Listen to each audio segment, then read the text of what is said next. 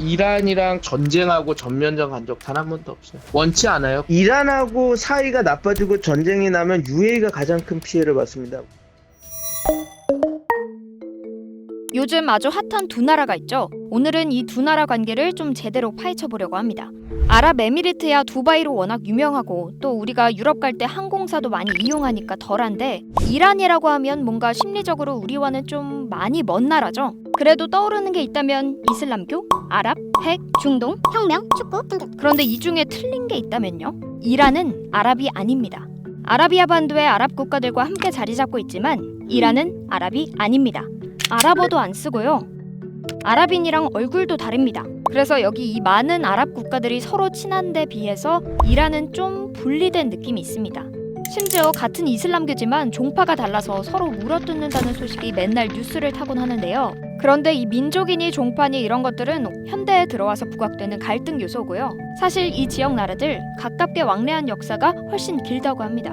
여기 이 지도만 봐도 좀 감이 오시죠? 세계 석유의 20%가 오가는 길목인 호르무즈 해협, 바로 아랍에미리트와 이란 사이의 바닷길입니다.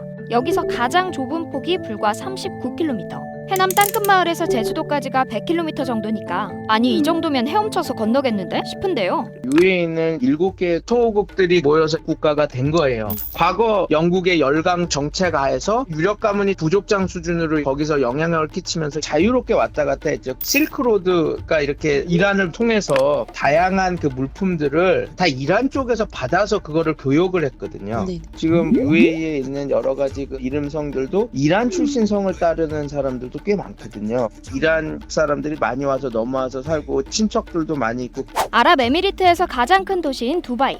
두바이 인구 350만 명 중 이란인은 약 60만 명으로 추산됩니다. 그런데 아랍에미리트 자국민은 겨우 30만 명 안팎. 이란의 절반 정도죠. 또 이란의 기업 8,000개가량이 두바이에 진출해 있어서 아랍에미리트 경제에서 이란이 미치는 영향은 예나 지금이나 아주 크다고 합니다. 와, 이 정도로 밀접한 나라인데 왜 적이라는 소리가 나왔지 싶은데요.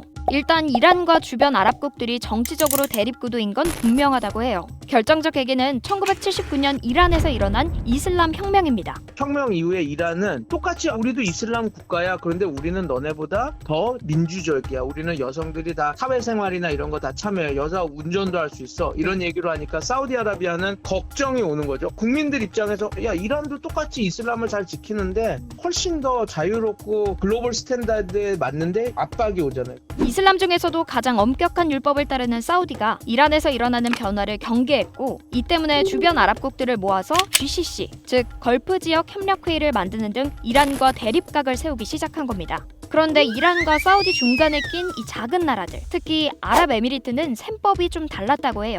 UAE가 지금 가장 키우려고 하는 것이 운송업이에요. 해운업이에요. 에미레이츠 항공, 이티하드 항공, 지금 항공카고는 넘버원이에요. 그리고 그걸 해운으로 넘겨서 항만을 만들려고 그러는데 이란과의 전쟁이 벌어져서 호르무즈 해협이 닫히고 그러면 UAE가 가장 큰 피해를 받습니다. 왜? 가장 가까이 붙어 있으니까요. 아랍에미리트라는 나라가 우리에게 익숙한 이유, 두바이의 부르즈 할리파 같은 마천루, 그리고 에티하드, 에미레이트 같은 항공사죠.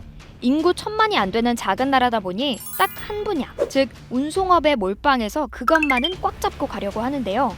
그러려면 접경한 이란과 좋은 관계를 유지하는 게 중요하다는 겁니다. 그런데 대외적으로는 어쨌든 아랍에미리트는 사우디와 편먹고 이란을 경계하자는 협력도 맺었잖아요. 거기에 또 하나, 미국이 껴있습니다. 1979년 이슬람 혁명 당시 혁명 세력이 서방은 물러가라, 이슬람이 짱이다 하면서 이란에 있는 미국 대사관을 습격했거든요. 이때 미국인 50여 명을 444일 동안 억류했고요. 그 뒤로 이 두 나라 완전히 사이가 틀어져서 미국은 이란을 국제사회에서 고립시켜 왔습니다. 또 2002년 이란에서 핵무기를 개발하고 있다는 폭로가 터지면서 지금까지도 이란은 서방으로부터 경제 제재를 받고 있죠.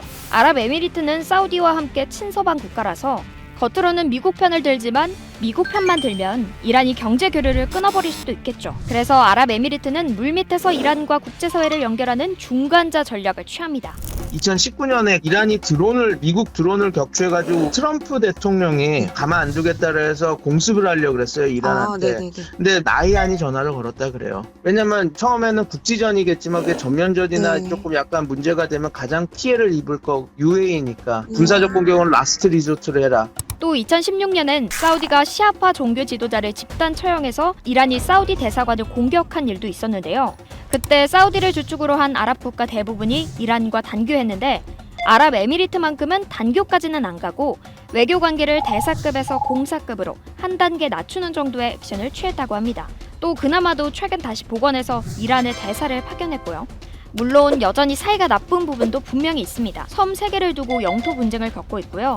때마다 정치인들이 종교 분쟁 등을 카드로 꺼내서 대립 국면을 만들기도 하죠. 서로 싫어하고 갈등하면서도 정치, 경제, 문화 등 모든 면에서 밀접하고 중요한 관계를 맺고 있는 주변국들을 생각해보면 이해가 가는 대목이긴 합니다. 아무튼 지금까지 아랍에미리트와 이란의 관계를 알아봤고요. 더 알고 싶은 나라들이 있다면 댓글로 알려주세요. 다음에 또 찾아오겠습니다. 안녕!